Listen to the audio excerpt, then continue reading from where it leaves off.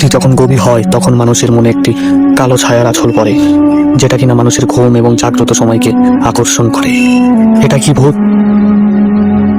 Hello viewers, ভূত.com থেকে আপনাদের সকলকে সুস্বাগতম। যারা ভূত দেখে ভয় পান এবং ভূতের গল্প শুনে মজা নিতে চান, তারাই একমাত্র আমার চ্যানেলটির সঙ্গে থাকবেন। আর পুরো ভিডিও না দেখলে ভূতের গল্পের মূল মজা বুঝতে পারবেন না। চলুন কথা না বাড়িয়ে শুরু করা যাক। আজ আমি যে গল্পটি বলবো এটা হলো একটি ভুতুড়ে গ্রামের কথা, যে গ্রামটি কিনা ছিল অনেকটাই অভিশপ্ত। চলুন কথা না বাড়িয়ে গল্পের মূল আকর্ষণে যাওয়া যাক। অভিশপ্ত গ্রামে একটা সময় ছিল, যে সময়ে চারিদিকে নিঃশ্বান এবং মানুষ জায়গায় জায়গায় মৃত্যু হতো। কেউ বুঝতেও পারতো না যে সেই এক গ্রামে এতগুলো লাশ কোথা থেকে আসছে। নদীর পাড়ে গেলে লাশ পাওয়া যেত, বাঁশবাগানে গেলে লাশ পাওয়া যেত, রাস্তার ধারেও অনেক সময় লাশ পড়ে পড়ে থাকতো। কিন্তু কেউ বুঝতে পারতো না যে কে এই মানুষগুলোকে হত্যা করছে। অনেক পুলিশ টিম এবং অনেক সেনাবাহিনীর টিম এবং গোয়েন্দা সংস্থারাও এই হত্যাকাণ্ডের মূল উদ্দেশ্য খুঁজে পায়নি। আর কিভাবে বা এই আত্মাগুলোর প্রাণহানি হচ্ছে কেউ বুঝতেও পারেনি। এক রাত্রে তিনটা যুবক, তারা তিনজন প্ল্যান করে, ওই গ্রামেরই তিনটা যুবক, একজনের নাম রফিক, একজনের নাম বরকত, আর একজনের নাম সোনাইনা। দুইটা মেয়ে, দুইটা ছেলে একটা মেয়ে। তো ছেলে দুইটা একটু বেশি সাহসী, মেয়েটা একটু ভীতু, কিন্তু বাইরে থেকে নিজেকে সাহসী বলে দাবি করে। তো তারা তিনজন একসঙ্গে প্ল্যান করছিল যে আমাদের গ্রামের কি এমন আছে যে রাত্রে বাইরে বের হলেই আর ঘরে ফেরার মতো সেই মানুষের সাথে আত্মা থাকে না। কেন এরকম হচ্ছে এটা দেখার জন্য তারা তিনজন প্ল্যান করে যে আজ রাত্রে তারা তিনজন ক্যামেরা নিয়ে ভূতের সেই দৃশ্য নাকি কোনো খুনি এর পিছনে লুকিয়ে রয়েছে ওইটা লাইভ করে দেখাবে পুরো দেশবাসীকে। তারা তিনজন গ্রামের বাইরে অন্য গ্রামে ঘুরতে যাওয়ার কথা বলে বিকেলেই রওনা দেয়। কারণ তাদের বাসা থেকে যদি জানতে পারে যে তারা তিনজন এই কর্মকাণ্ডটি করতে যাচ্ছে, তাহলে তাদের বাবা মা বা নিকটবর্তী আত্মীয় স্বজন তারা কেউই তাদেরকে সম্মতি জানাবে না, বরঞ্চ তাদের কাজে ব্যাঘাত ঘটবে। এই কারণে তারা তিনজন প্ল্যান করে যে তারা তিনজন গ্রামের বাইরে যাওয়ার একটা প্ল্যান করবে, বাসায় ওটাই বলবে। তো বাসায় সেই কথাটি জানিয়ে তারা তিনজন বিকেলেই গ্রামের পাশেই একটা জায়গায় থাকার পর রাত যখন একটু গভীর হয়, গভীর বলতে ঠিক তেমনটাও গভীর নয়, 8:30 নাগাদ, যেটা কিনা আমাদের শহরে সন্ধ্যায় বলা যায়। তারা তিনজন সেই রাত 8:30টার দিকে তারা লাইভ স্টার্ট করার পর দুইজন ক্যামেরার সামনে থাকে আর একজন কিনা ক্যামেরার পিছনে। যে দুইজন ক্যামেরার পিছনে ছিল তারা দুইজন ছিল ছেলে, অর্থাৎ রফিক আর বরকত। আর সোনাইনা ক্যামেরার পিছন থেকে তাদের ভিডিও শুট করতেছিল। ভিডিও শুট বলতে একদম লাইভ, কারণ তারা তিনজন জানে হতে পারে তারা তিনজনও ওই জায়গায় মৃত্যুবরণ করতে পারে। পরবর্তীতে ভিডিও রেকর্ড করলে সেই ভিডিওটি মানুষের কাছে যাবে কিনা সেটাও জানা যায় না। এই কারণে তারা সরাসরি লাইভ দেখায়। লাইভ দেখাতেই শুরু করলো। রফিক বলল, হ্যালো ভিউয়ার্স, কেমন আছেন সবাই, এরকম ভাবে বর্ণনা দিয়ে রফিকের মতো করে লাইভ শুরু করলো। রফিকের বক্তব্য অনুযায়ী রফিক বলছিল যে আজ আমরা উন্মোচন করব আমাদের গ্রামে কিভাবে এত লাশ আর কিভাবে এত মানুষ মর্মাহত হচ্ছে। এখন গ্রামে প্রায় 300 জন লোকের মধ্যে 120 জনের মতো বেঁচে রয়েছে। কেন এরকম হচ্ছে এটা বলে রফিক ক্যামেরার শুট করছিল, আর সেই গ্রামের ওই ভুতুড়ে বাংলো বাড়ির দিকে রওনা দিচ্ছিল। বরকত পাশেই রয়েছে। সোনাইনা ক্যামেরার পিছন দিয়ে যাচ্ছিল। হঠাৎ সোনাইনা লক্ষ্য করলো ক্যামেরা মাঝে মধ্যে কালো হয়ে যায়। দেখতে দেখতেই সেই লাইভের ভিউ হয়ে গেল প্রায় 2,500 মানুষ। 2,500 মানুষ তখন তাদের লাইভটি দেখছিল। এখন হঠাৎই ওই জায়গা থেকে সোনাইনার মামা কিভাবে যেন সেই লাইভটি দেখেছে। লাইভটি দেখার পর সোনাইনার বাসায় জানায়, কিন্তু সোনাইনা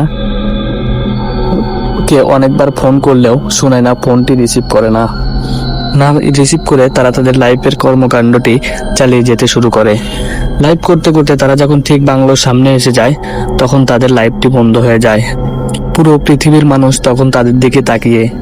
লাইভে সেই সময় লাইভের ভিউ হয়ে যায় প্রায় 2 লাখেরও অধিক। ওটাই ওই সময়কার ছিল বাংলাদেশের মধ্যে ফেসবুকের অডিয়েন্সের সর্বোচ্চ ভিউ। সেই ভিডিওটি এখনো হয়তো ফেসবুকে রয়েছে, কিন্তু হঠাৎই কালো হয়ে যায়।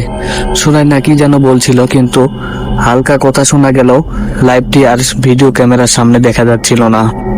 পরবর্তীতে তারা 3 জন যখন বাংলোর সামনে যায়, লাইভটি যখন আর হচ্ছিল না, তখন বরকত চিৎকার করার চেষ্টা করে, কিন্তু চিৎকার শুনে কেউ আসে না। বরকতের উক্তি অনুযায়ী বরকত বলে কে যেন তাদের সামনে দিয়ে দৌড়াচ্ছিল, কিন্তু দেখে মনে হচ্ছিল কোনো মহিলা দৌড়ে যাচ্ছে, কিন্তু তার সাদা কাপড় যেন শেষ হচ্ছে না। বরকতের কথা অনুযায়ী এটাই বোঝা যায়। রফিক সেই সময় বলতেছে, দেখো ওই দিক দিয়ে ঝড় উঠে আছে। ঝড় দেখে তারা 3 জন ভয়তে সেই পুরনো বাংলোর মাঝখানেই যায়। ওই পুরনো বাংলোর মাঝখানে যাওয়ার পর তারা 3 জন অনেক আতঙ্কে ছিল, কি যেন হয় আজ। হয়তো আজ আমরাও প্রাণ হারাতে শুরু করেছি, হয়তো আর বাসায় ফেরা হবে না, এটাই বলছিল তারা 3 জন। কিন্তু শোনায় না চেষ্টা করে যাচ্ছিল লাইভ বন্ধ হলো কিভাবে। কোনোভাবেই যেন শোনায় না আর ফেসবুকে প্রবেশ করতে পারছিল না। যেন এমন অবস্থা, ফেসবুকের দুয়ারে তার একটা লোহার শিকল, কিন্তু সে ঢুকতে পারছে না। শোনায় না সব চেষ্টার পর আর চেষ্টা করলো না। তাদের চিন্তা একটাই, এখন তাদের জীবন বাঁচাতে হবে। কিন্তু সে বাংলোর ভিতরে যাওয়ার পরেই দেখতে পারে উপরে কে যেন দোল খাচ্ছে। দোল চেয়ারে এলান দিয়ে দোল খাচ্ছে। সেই পুরনো দোল চেয়ার যেন দোলের তালে তালে তাদের কানে আওয়াজ আসছে একটা কটকট করে। সেই আওয়াজকে লক্ষ্য করে তারা 3 জন এগোতে শুরু করলো ফোনের টর্চ ইউজ করে, কিন্তু ফোনের টর্চ তো অতটাও সামনে যায় না, তাই একটু করে এগোচ্ছে। আর কে কে বলে একটু করে 1 পা 2 পা করে এগোচ্ছে। একটু এগোনোর পরেই দেখতে পারলো দোল চেয়ারে কেউ নেই। আবার পাশের রুমেই দেখতে পারলো পর্দাগুলো যেন বাতাসে একদম উড়ছে। তারা পর্দার দিকে লক্ষ্য করে এগোতেই যেন কিরকম যেন একটা ভয়ানক পরিবেশ সৃষ্টি হয়ে গেল। বাতাসে দরজা জানলাগুলো একদম বন্ধ হচ্ছে, আবার আটকে যাচ্ছে, বন্ধ হচ্ছে আবার খুলে যাচ্ছে, বন্ধ হচ্ছে আবার খুলে যাচ্ছে। তারা এগুলো দেখে একটু বেশি ভয় পাচ্ছিল। তারা 3 জন বলাবলি করছিল, আজ বোধহয় গেলাম রে আমরা। বললেই তাদের সামনে হঠাৎই কিরকম যেন একটা উপর থেকে পুরনো কিছু কাপড় এবং রক্ত মাখা কিছু কাপড় তাদের সামনে এসে পড়লো। তারা দেখে তাদের মধ্যে সুনায়না বলেছিল যে কিনা অনেকটাই সাহসী, সেই সুনায়নাই সর্বপ্রথম অজ্ঞান হয়ে যায়। অজ্ঞান হয়ে যাওয়ার পর তারা আশেপাশে খোঁজাখুঁজি করে, পানি পায় না। অনেক চেষ্টার পর সুনায়নার জ্ঞান ফেরে। জ্ঞান ফেরার পর তারা 3 জন ছোটাছুটি করে দরজার মাঝখান দিয়ে বেরোনোর চেষ্টা করে, কিন্তু তারা 3 জন কোনোভাবেই যেন দরজাটিকে খুলতে পারলো না। না খুলতে পেরে তারা কোনো উপায় আর খুঁজে না পেয়ে উপরের ঘরে গিয়ে বিশ্রামের চেষ্টা করলো। হঠাৎ কিছুক্ষণ বিশ্রাম নেওয়ার পরেই দেখতে পারলো দেওয়ালের পিছনে যেন একটা জমিদারের ছবি। জমিদারের ছবির দিকে যখন তাকিয়ে রয়েছে, তখন দেখতে পারলো জমিদারের চোখটি যেন তাদের দিকেই তাকিয়ে রয়েছে। সুনায়না বলল, আমি যা দেখছি তোরাও কি তা দেখছিস? রফিক আর বরকত বলল, আমার তো কি কেমন যেন ছবিটিকে দেখে মনে হচ্ছে। এসব কথা বলা বলি দেখে জমিদার কেমন করে যেন সেই ছবি থেকেই কথা বলে উঠল।